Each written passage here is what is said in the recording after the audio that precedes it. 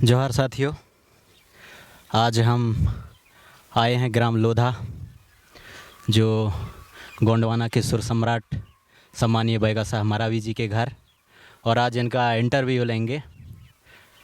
और बहुत ही पुराने ज़माने में बहुत ही फेमस गायक, तो आज आना हुआ, मुलाकात हुआ, आज आपको दिखाएंगे और इंटरव्यू के माध्यम से क्या कैसे स्थिति रहा, क्या सफ़र किए, संघर्ष किए, जो गोंडवाना गाथा में गोंडवाना सुर सम्राट के नाम से, जो गोंडवाना गायक की दूसरा नंबर में, अगर अभी गोंडवाना गाथा पुस्तक में अगर किसी का नाम छपा है तो सम्मानीय स्वर लहरी प्रेम साहब मरावी जी के बाद सुर सम्राट बैगा साहब मरावी जी।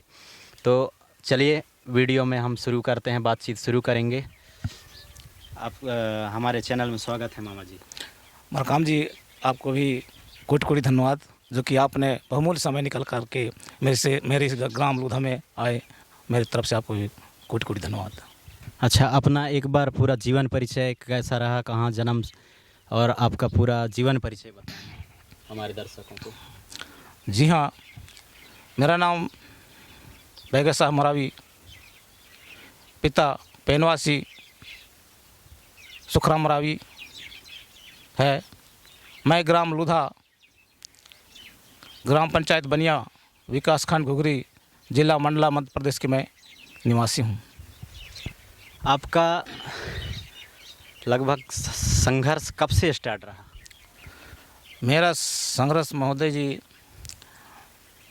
सन 1985 को मैट्रिक पास किया। 86 में मैंने चंद्र विजय महाविद्यालय डिंडोरी में पढ़ना चालू किया। यानी मेरा संघर्ष जो है तो 88 से संपर्क में जुड़ा, मतलब इस गोंडवाना संगीत के क्षेत्र में। जी हाँ। तो आपका ये शुरुआती दौर रहा कि पहले से आप सोचे थे कि हम इस क्षेत्र में जाएंगे, कि ऐसे अचानक प्लानिंग किए बीच में, या छोटे से आपका सपना था? मैंने 8वीं से ही, जब मैं 8वीं पढ़ता था तब से मैं संगीत में रुझान था। 15 अगस्त, 26 जनवरी और ऐसे बहुत से छोटे छोटे कार्यक्रम होते थे। उस समय में मैं एक बड़ी लवलीन से मैं संगीत क्षेत्र में काम करता था। परंतु जब से गोंडवाना मूवमेंट संगीत के क्षेत्र में मेरे धर्मगुरु प्रेम साहब मरावी जुड़ा और उसके संपर्क में मैंने आया, तभी से कहना चाहिए मैं जुड़ करके इस संगीत के कार्यक्रम मैंने गोंडवानी क्षेत्र में काम करना चालू किया जी। अच्छा, आपको इसके अलावा आप संघर्ष में 8वीं से आपने गीत संगीत का शुरू किया, तो इस बीच में आपने किन किन परिस्थितियों का सामने किए? उस समय में ना मोबाइल था, ना गाड़ी घोड़ा के आवागमन सही तरीके से नहीं था। केवल हम अपने पैरों से चल कर के एक दूसरे से संपर्क बनाए करते थे, या चिट्ठी पाती भेज करके संपर्क बनाए करते थे, जो कि आज इतना कष्ट सहने को नहीं मिलता है। डायरेक्ट फ़ोन के माध्यम से संपर्क हो जाता है और वो कार्यक्रम चालू हो जाता है। तो उस समय में हमको बहुत परेशानी, कष्ट उठाना न पड़ा, जो कि आप अपनी स्थिति को बता रहा हूँ, आप खुद समझ सकते हैं जी। सबसे पहले स्टेज प्रोग्राम आपका शुरुआती कहाँ से हुआ था? सबसे पहले स्टेज प्रोग्राम मेरा इसरैली में हुआ। इसके बाद मोहगांव क्षेत्र में बहुत से कार्यक्रम होने लगे फिर वहाँ मोहगांव ब्लॉक के अंतर्गत फिर। क्योंकि अभी गोंडवाना गीतों को अगर देखा जाए तो प्रेम साहब मरावी के बाद अगर जो गीतों में गोंडवाना के रहस्य छुपे हैं वो सिर्फ आपके गानों में छुपे हैं मरावी के बाद। बाकी अभी गायक तो ढेर सारे हो गए हैं। तो आपको बीच में ऐसा नहीं लगा कि हमें जहाँ पैसा मिले, जहाँ जैसा है, तो कहीं अभी के गायकों को देखते हैं तो जहाँ ज़्यादा पैसा मिलता है वहीं सभी प्रकार के कार्यक्रम करते हैं। कभी भी ऐसा सोच नहीं आया कि आप ये समाज को छोड़ के और भी रास्ते पर जाएं कि हमें अच्छे पैसा मिले? मैंने ऐसा नहीं सोचा, क्योंकि मुझे शुरू से ही इस गोंडवाना संगीत में गोंडी धर्म, भाषा, संस्कृति के बारे में मैंने समझ चुका हूँ। समझने के बाद मैं दूसरे संस्कार संस्कृति के जैसे छत्तीसगढ़ी उसमें जाना मैंने पसंद नहीं किया, क्योंकि उसमें जाऊंगा तो मेरे मान और सम्मान घट जाएगा और इसके बाद हम गौड़ी धर्म भाषा संस्कृति को हम उभार नहीं पाएंगे। तो इसलिए मैंने उसको पसंद नहीं किया। और अभी जो गीत संगीत जो गा रहे हैं, बैरंग गा रहे हैं, जो हमें अच्छाई की ओर ले जाए, हमारी धर्म भाषा संस्कृति और हमारी पीढ़ी को उन्नति की ओर, और सुनने में उनको मतलब किसी प्रकार का कहना चाहिए गलत भावना हो, अच्छा रास्ता दिखे, इस पर मैंने मन बना लिया हूँ। बिल्कुल, अभी के गायक सभी क्षेत्र का गायन गाते हैं, तो वो समाज के हित में अगर सोचें तो ऐसा करना चाहिए उनको कि नहीं? सही सोचा जाए तो ऐसा नहीं करना चाहिए। अभी जो कर रहे हैं केवल इनकम के लिए कर रहे हैं।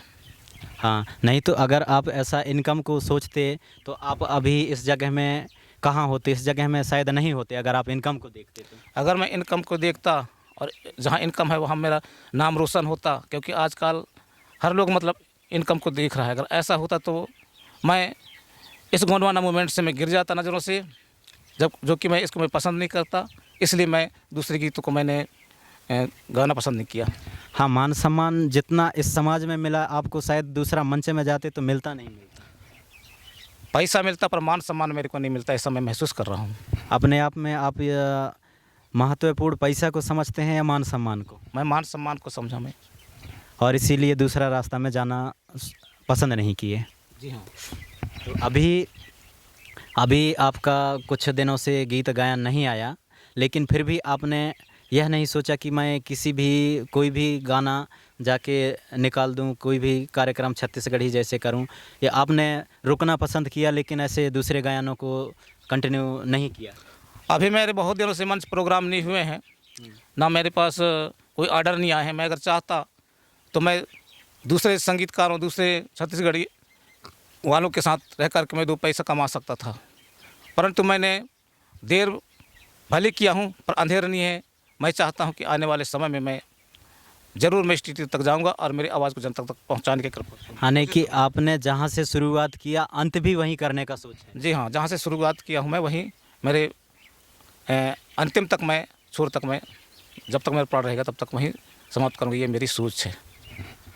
बिल्कुल, अभी कुछ दिनों तक आपको जैसे कि नए नए कलाकार आए तो उन्होंने अभी जो गीत का रहस्य है उसको समझना ज़रूरी नहीं मानते। गाना गा दिए, इसके बाद क्या है उस गीत में, क्या रहस्य छुपा है, समाज को क्या सीख मिलेगा, क्या नहीं मिलेगा, ये चीज़ करते हैं। बाकी आपके हर गानों में ये देखने को मिलता है कि सभी गानों में वहाँ एक गाने से कम 25% ऐसे होता है शब्दों का चयन जो समाज के हित में होता है।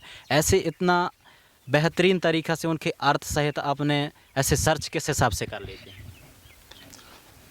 आपके शब्दों में खोज इतनी बारीक होते हैं जो उसको आप समझाने का प्रयास बराबर करते हैं। अगर किसी दूसरे गायक को हम पूछें तो वो उनका अर्थ नहीं बता पाते, जबकि आपके हर गानों में अगर हम आपको इसका मतलब क्या होता है, क्या है, तो आप बराबर बताते हैं। इतना शब्दों का चयन कैसे कर पाते हैं?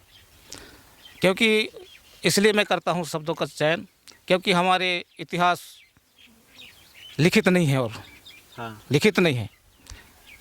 जो आपने मेरे से प्रश्न किया कि आप कैसे समझ पाते हैं इस चीज़ को, ये है गोंडी दर्शन। जो गोंडी दर्शन जो इस प्रकृति में समाया हुआ है, उस प्रकृति के साथ लड़ो, समझो क्या संघर्ष होता है, क्या आभास होता है, उसको चिंतन मनन करते हुए उस प्रकृति के साथ जो रगड़ आता है, उससे जो उत्पन्न होता है, जो भी संकेत मिलता है, उस संकेत के आधार पे जो प्रकृति की सच्चाई है, उस आधार पे मैंने गीत बनाया करता हूँ। सबसे पहला आपका गाना कौन सा रहा जो जनता ने आपको बहुत ज़्यादा प्यार दिखाया और जिस गाना से आपको पहचान मिला? पहली बार तो मैं हमारे लोधा ग्राम के गड़गड़ी बूढ़ी दाई को मैं नतमस्तक सेवा जोहार करता हूँ कि माता जी की कृपा से, इसी ग्राम के खिरोदाई के कृपा से मैंने संगीत में यहाँ तक आया हूँ। मैं अभी गोंडवाना गायक में अगर देखा जाए तो दूसरी नंबर में आपका जगह है और इसको आप आगे तक बरकरार रखने का सोच है, तो आने वाले समय में आपके और भी गीत गायन देखने को मिलेंगे कि नहीं? इस गोंडवानी संगीत में जगह प्राप्त करने का जो मेरे लिए एक मार्गदर्शन गुरु है, जो हीरासु का पाटाली से सम्मानित है, भाई प्रेम साह मरावी जी, उसके नेतृत्व में उससे मैंने जो सीख करके और गाया और अभी आगे गाना चाहता हूँ, जो आने वाले समय में निकलेगी। अच्छा, आने वाले समय में आपके गाना गोंडी में देखने को मिलेंगे कि अपने ये जो हिंदी में भाषा में देखने को मिलेंगे? रचना होने पर गोंडी में भी मिलेंगे और हिंदी में भी मिलेंगे। क्योंकि अभी अधिकतर देखा जाता है कि सभी गायक कहते हैं हम गोंडवाना गायक हैं, लेकिन वो पूरा ये हिंदी भाषा में या छत्तीसगढ़ी भाषा में गाना निकालते हैं। तो कम से कम गोंडवाना गायक हैं हम कहते हैं, उनको पारसी गोंडी भाषा में गाना निकालना चाहिए या नहीं? गोंडी भाषा धर्म संस्कृति की जब हम बात करते हैं और हम सुधार की बात करते हैं और हमारी गोंडी भाषा है और वास्तविक में गोंडी भाषा है, तो हर गायकों को मैं कहता हूँ कि जहाँ तक हो सके तो गोंडी भाषा के गीत को और आगे बढ़ाएं, यही हमारी पहचान बनेगी। आपका सबसे पहला गाना जो स्टूडियो के माध्यम से कौन सा गाना निकला? स्टूडियो के माध्यम से, क्योंकि मैं ग्राम लोधा का हूँ, इसलिए मैं लोधा के बूढ़ी माई के देवी गीत निकाला था, जो इस प्रकार है। शायद आप उस समय में कैसेट चलते थे, उस समय में निकाला था। हाँ, हम बहुत छोटे छोटे थे, कैसेट के माध्यम से सुने हैं। थोड़ा सा गुनगुनाएंगे उसको?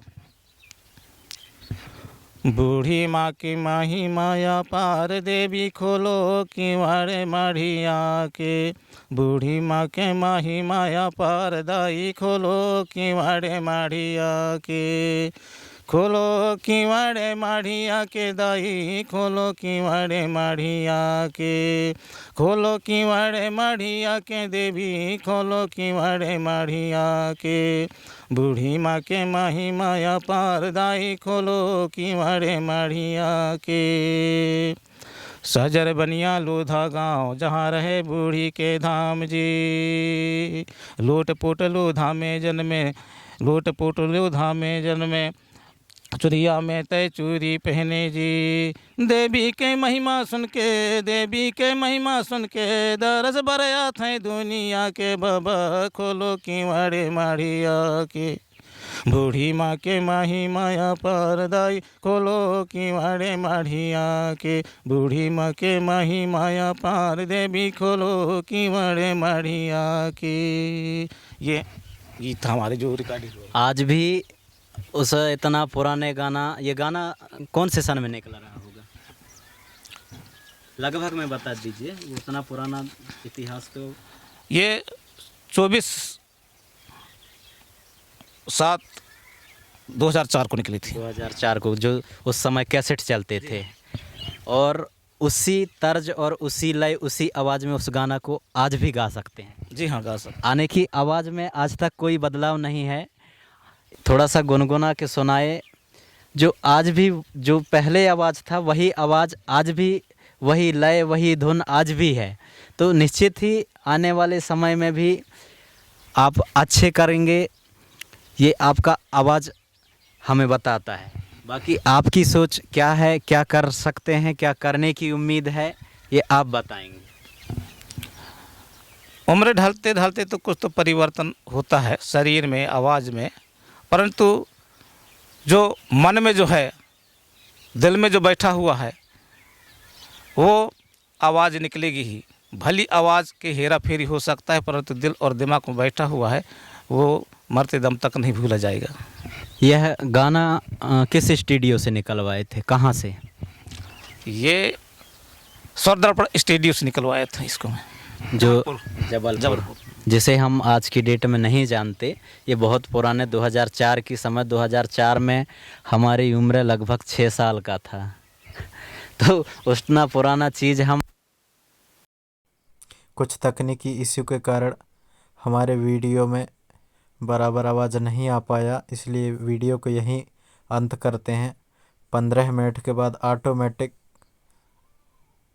वॉइस ऑफ हो गया, इसलिए हम माफ़ी चाहते हैं और वीडियो को यहीं अंत करते हैं। आप सभी को जोहर। हमारे यूट्यूब चैनल गोंडवाना की धरोहर को ज़्यादा से ज़्यादा सब्सक्राइब करें, सपोर्ट करें, यही आपसे उम्मीद करते हैं। आप सभी को सदर सदर जोहार।